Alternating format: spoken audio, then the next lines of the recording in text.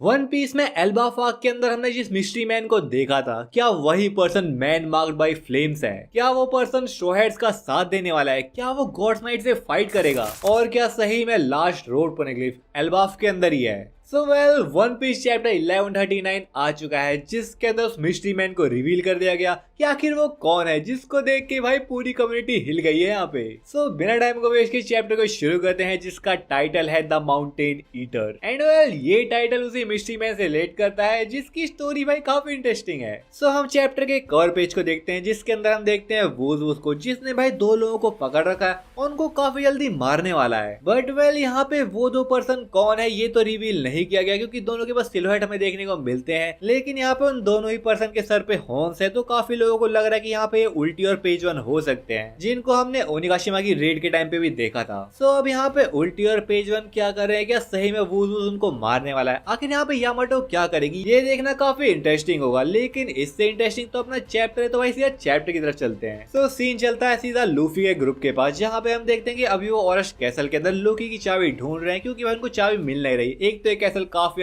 बड़ा है और चाबी को ढूंढना भाई नामुमकिन सा हो गया यहाँ पे। इवन यहाँ पे जो गार्ड्स नॉकआउट हो रखे थे, उनको भाई नहीं पता कि चाबी कहाँ पे रखी है। तो यहाँ पे रोड कहता इन लोगों को भाई कैसे पता होगा, ये लोग कोई रॉयल्टी थोड़ी है। इस चीज की इन्फॉर्मेशन तो बस किंग हाराल्ड के पास या फिर लॉर्ड जारोल के पास ही हो सकती है। जिसको सुन के लूफी भी लाइक क्या वो हमें चाबी की लोकेशन बताएगा? एंड रोड कहता अबे पागल है क्या, अब हमको लोकेशन क्यों बताएगा? लोकी तो भाई एक क्रिमिनल है, उसको छुड़ाना एक जुर्म है भाई। बट फिर यहाँ पे जोरो कमेंट करके कहता है हम कौन सा उसको छुड़ाने वाले, हमने तो अभी तक सोचा भी नहीं है कि उसको छोड़ेंगे भी या फिर नहीं। जिसके बाद हम देखते हैं कि लूफी का ग्रुप थ्रोन रूम के पास पहुंचता है, जहाँ पे पूरे कैसल की तरह ये थ्रोन रूम भी टूटा पड़ा था। बट यहाँ पे इस थ्रोन रूम को देख के वो लोग उतने सरप्राइज नहीं हुए, क्योंकि उनकी नजर फिर पड़ती है काफी बड़े से मार्ग के ऊपर, जहाँ पे जैसे ही उसके पास जाते हैं वहाँ पे एक काफी बड़ा सा मैजिक सर्कल बन रखा होता है, जिससे गॉड्स नाइट के मेंबर निकल के आए थे। जिसको देख के पूरा लूफी का ग्रुप शॉक था कि आखिर ये मैजिक सर्कल यहाँ पे क्या कर रहा है। इवन यहाँ पे रोड भी कहता है कि ये सर्कल तो बिल्कुल ऐसा लग रहा है जैसे किसी डीमन को यहाँ पे समन किया जा रहा हो। बट यहाँ पे लूफी कहता है कि ये तो यार देखा देखा सा लग रहा है, क्योंकि ऑब्वियसली भाई लूफी ने एगेट के अंदर गोरसे को इन्हीं सर्कल से निकलते हुए देखा था। और वेल, यहाँ पे जैसे वो लोग इस सर्कल को काफी गौर से देख रहे होते हैं, तभी पीछे से किसी की आवाज आती है, जो की कहता है straw hat Luffy. And road भी लाइक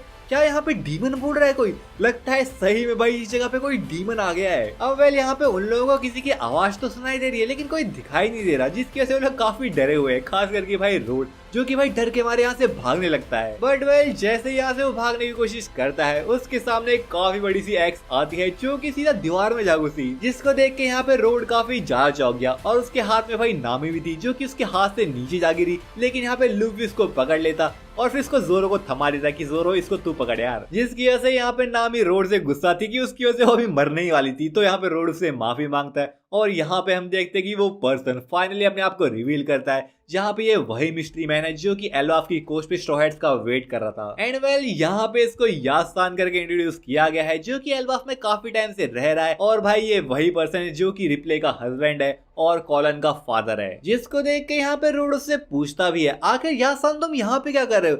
जिसका रिप्लाई वो देता है, यहाँ पे मैंने एल्बाफ के कैसल के अंदर से काफी एक स्ट्रेंज हाकी को महसूस किया था, जिसको मैं देखने यहाँ पे चला आया। लेकिन जैसे मैं यहाँ पे पहुंचा, वो हाकी यहाँ से गायब हो चुकी थी। जिसके बाद वो पर्सन लूफी से यहाँ पे बातचीत करता है कि कैसे उसने लूफी का नाम काफी सुना हुआ है, उसने भाई काइडो को जो हराया है। और यहाँ पे वो ये तक कहता है कि मुझे खुद वारों में जाए हुए काफी टाइम हो गया है। जिसका यहाँ पे हम पूरा लुक देख सकते हैं, जो की काफी बूढ़ा लग रहा है, जिसने सनग्लासेस पहने हुए हैं, उसकी भाई काफी बड़ी बड़ी दाढ़ी है, उसने भाई एक टोपी पहन रखी है और वही कपड़े पहने हुए हैं जिसको हमने एक कवर पेज के अंदर देखा था, यानी कि ये वही पर्सन है। सो लूफी बाकी सब चीजों पे तो ध्यान नहीं देता, लेकिन जैसे वो कहता है कि ये पर्सन कॉलन का फादर है, तो लूफी कहता है अच्छा तू उस लड़के का फादर है। जिसको सुन के यहाँ पे ये पर्सन कॉलन की बात करने लगता है, जहाँ पे वो कहता है कि मैं तो एक ह्यूमन हूँ, लेकिन उसकी मदर तो जायंट है। तो कॉलन ने जायंट के ब्लड को इनहेरिट किया है, और जब वो काफी छोटा हुआ करता था, तब भी भाई ये पर्सन उसको अपनी गोद में नहीं ले पाता था, क्योंकि ऑब्वियसली इसके लिए काफी बड़ा था। जहाँ पे वो ये रिवील करता है कि कॉलन की एज 20 साल है, और वहीं जो रिप्ले है वो 80 साल की है, यानी कि उससे भी बूढ़ी है भाई। वो ऑब्वियसली लुक में बुढ़ी नहीं है भाई, ये कुछ ज्यादा ही बुढ़ा लग रहा है यहाँ पे। जिसके बारे में वो बात करते हुए कहता है कि जायंट से शादी करना उतना सही नहीं है, क्योंकि बस मैं ही बुढ़ा हो रहा हूँ। हाँ भाई, शादी करना सही नहीं है, लेकिन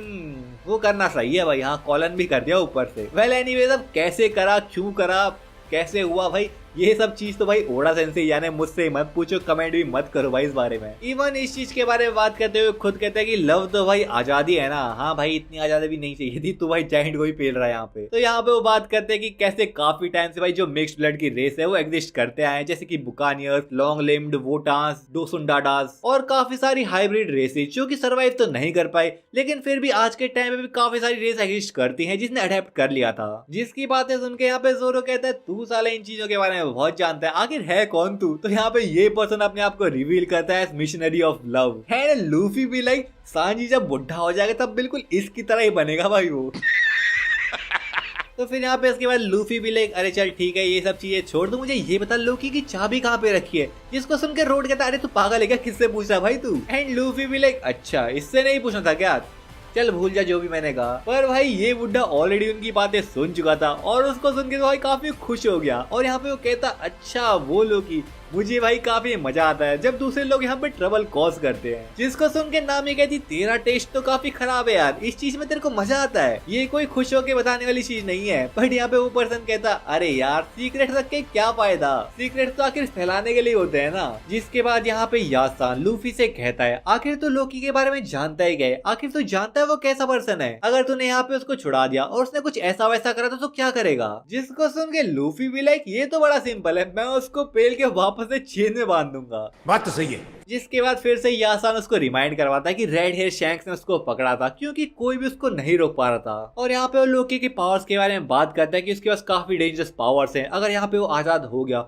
और उसने डिस्ट्रक्शन कॉज करा तो काफी मुश्किल हो जाएगी। बट वेल यहाँ पे लगता है कि लूफी और जोरो उसकी बड़बड़ सुनने में ज्यादा इंटरेस्टेड नहीं है क्योंकि यहाँ से वो जाने लगते हैं और कहते हैं कि ये बुड्ढा कितना बकवास करे जा रहा है। एंड जोरो भी ऑल्सो लाइक ये पर्सन बस हमारा टाइम वेस्ट कर रहा है, पर नाम यहाँ पे उनको रुकने के लिए कहती है क्योंकि वो उनको वार्न कर रहा था, लेकिन यहाँ पे भाई वो लोग उनकी नहीं सुनते। जिसको देख के भाई यहाँ पे एक टाइम के लिए यासान भी स्माइल करने लगता है और अपने पुराने टाइम को याद करने लगता है, जहाँ पे हम देखते हैं उस फ्लैशबैक को जिसने भाई ये कंफर्म कर दिया कि यासान और कोई नहीं बल्कि स्कूपर गबान है। जी हाँ वही स्कूपर गबान जो कि रॉजर पायरेट्स के अंदर हुआ करता था और रॉजर का लेफ्ट हैंड मैन था। जहाँ पे हम एक छोटा सा फ्लैशबैक देखते हैं जिसके अंदर भाई रॉजर रेली और यहाँ पे गबान से लड़ रहा होता है और कहता है कि अगर तुम मुझे रोकना चाहते हो, मुझे वार्निंग देना चाहते हो तो यहाँ पे मुझे मत दो भाई वार्निंग, मुझे नहीं चाहिए वार्निंग। जिसको सुन के स्कूपर गबान भाई रॉजर से लड़ने लग जाता है। एंड रॉजर भी लाइक क्या तुमको डर लग रहा है, अगर तुम्हें मुझे यहाँ पे रोकना ही है तो मुझसे फाइट करो। एंड वेल यहाँ पे बिल्कुल सेम सीन है जहाँ पे नामी भाई उन लोगों को वार्न कर रही है लेकिन उसकी नहीं सुनना चाहते। और सिमिलर भाई पहले के टाइम पे भी था जहाँ पे भाई रेली और जो स्कूपर गबान है वो रॉजर को वार्न कर रहे थे, लेकिन रॉजर भी लाइक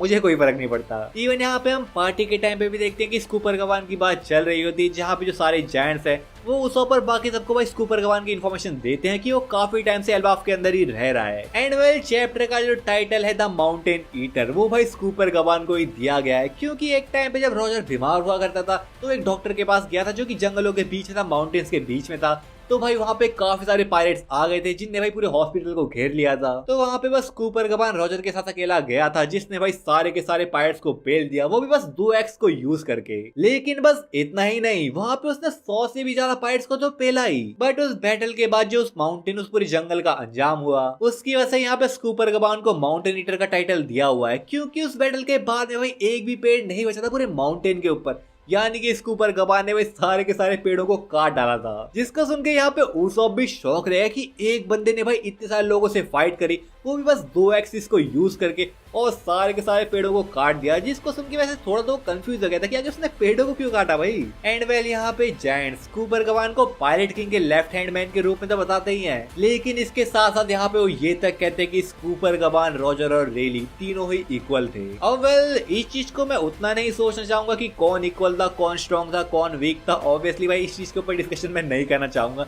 क्योंकि अगर इस चीज के ऊपर मैं बात करने बैठा तो भाई तबाही मच जाएगी। अब वेल ऑब्वियसली काफी लोग यही कहेंगे कि रॉजर भाई टॉप लेवल पे था, उसके बाद रेली आता है, उसके बाद आता होगा भाई गबान। इवन यहाँ पे मैंने कुछ लोगों को बात करते हुए ये भी सुना कि भाई जो गबान है वो मार्को से भी वीक हो सकता है। अब आई डोंट नो भाई इस चीज को सुन के मैं क्या कहूँ, वो कितना स्ट्रॉन्ग हो सकता है, कितना वीक है, ये तो भाई कहना मुश्किल है, लेकिन भाई इतना मैं कह सकता हूँ जितना तुम सोचते भाई इतना वीक नहीं है वो। सो वेल वापस से हम चलते हैं लूफी के ग्रुप के पास। जैसे यहाँ पे लूफी का ग्रुप भाई यासान को छोड़ के जाने वाला था, वो उनको रोकने के लिए कहता है और यहाँ पे रोड को ऑर्डर देता कि जो थ्रोन है उसको धक्का दे। और जैसे उसको धक्का देता है एक काफी बड़ा सा रूम भाई उनके सामने आता जो कि भाई बेसमेंट की तरफ ले जा रहा होता है, यानी कि एक काफी बड़े से सीक्रेट चेम्बर की तरफ जिसके अंदर खजाना रखा हुआ है। जिसको सुन के भाई नामी तो एकदम खुशी से नाचने लगी एंड शी इज लाइक अरे भाई थैंक यू यार, तूने तो भाई मजा ही दिला दिया। बट वेल ये खुशी भाई नामी की ज्यादा देर टिकी नहीं, वो तो भाई ट्रेजर ट्रेजर ट्रेजर मिलेगा ओके खुश हो रही थी। लेकिन जैसे ही वो वहां पे पहुंची सारे जो चेस्ट थे भाई वो खाली पड़े थे,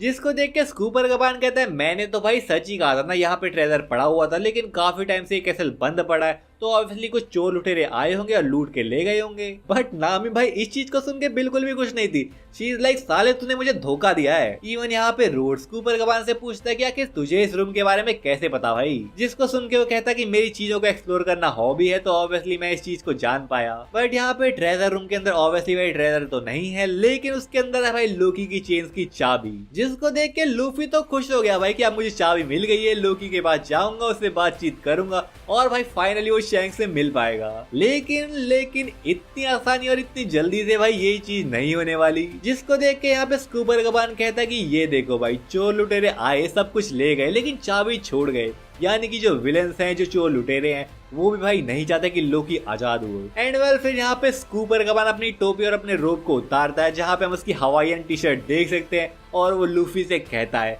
अगर तुझे ये चाबी चाहिए तो आजा मुझसे फाइट कर। वेल स्कूपर कबान वर्सेस लूफी होने वाला है और भाई एनिमे या फिर मांगा के अंदर बुड्ढे लोगों को भाई कम नहीं समझना चाहिए। फिर चाहे तुम अपने रेली को ही देख लो भाई वन पीस के अंदर, और ऊपर से भाई रेली और गबान साथ में ही रहे थे तो ये कहना मुश्किल है कि भाई आखिर गबान कितना स्ट्रांग है। ऑब्वियसली काफी लोग मानते हैं कि भाई लूफी अब काफी स्ट्रांग बन चुका है, वो गबान को बीट कर सकता है, यहाँ पे भाई उतनी तगड़ी फाइट नहीं होगी। बट क्या सच में ऐसा ही है? क्या सच में भाई लूफी गबान से स्ट्रांग बन चुका है? क्या सच में गबान भाई लूफी को कोई चीज नहीं सिखा सकता, किसी टाइप की हाकी को स्ट्रांग करना, हाकी के बारे में और इन्फॉर्मेशन? आई थिंक भाई ये काफी सही चीज होगी अगर गबान लूफी को भाई थोड़ी चीज के बारे में और नॉलेज दे, क्योंकि देखो भाई इस पर्सन की हाकी स्ट्रांग तो होगी क्योंकि एक तो पुराने टाइम से है और ऊपर से इसने इतनी दूर से भाई शैंक्स का जो ब्रदर है शैमरॉक उसकी हाकी को सेंस कर लिया था, जिसका मतलब कुछ ना कुछ ऐसी चीजें तो है भाई जो ये लूफी को सिखा सकता है या फिर उसको ट्रेन कर सकता है। और चलो भाई अगर लूफी को ट्रेन नहीं कर रहा तब भी भाई चलता है, क्योंकि यहाँ पे बाकी जो स्ट्रॉयर्स हैं उनको भी भाई हाकी की नीड है और उनके पास भाई कोई इतना अच्छा हाकी का ट्रेनर अभी तक मिला नहीं है उनको। सो आई थिंक स्कूपर कबान का बाकी स्ट्रॉयर्स को हाकी के ऊपर ट्रेन करना एक ज्यादा सही चीज रह सकती है। अब वेल इस चैप्टर के अंदर तो भाई इतना ही था। इन दोनों की फाइट हम आने वाले चैप्टर्स के अंदर देख पाएंगे, जो की देखना भाई काफी इंटरेस्टिंग तो होगा ही और काफी मजा आएगा भाई। वेल भाई अभी सीधा मैं कॉलेज से ही आ रहा हूँ, बैग से यहाँ पे पटका वीडियो बनाने के लिए बैठा हूँ, क्योंकि कॉलेज के अंदर भाई उतनी इंटरेस्टिंग चीजें तो होती नहीं है। पूरा दिन भाई बस बैठे रहो, 8 से 9 घंटा भाई बर्बाद करो आने जाने और कॉलेज के टाइम पे। सीधा यहाँ पे आया, वन पीस को देखा, वन पीस का चैप्टर पढ़ा, तुम लोगों को भाई चैप्टर एक्सप्लेन करने के लिए यहाँ पे बैठ गया मैं। सो आज थर्सडे है, 10 या 11 बजे तक शायद वीडियो आ जाएगी, उसके बाद भाई आराम से सोऊंगा। तुम लोग भी इस वीडियो को एंजॉय करो। Bye bye.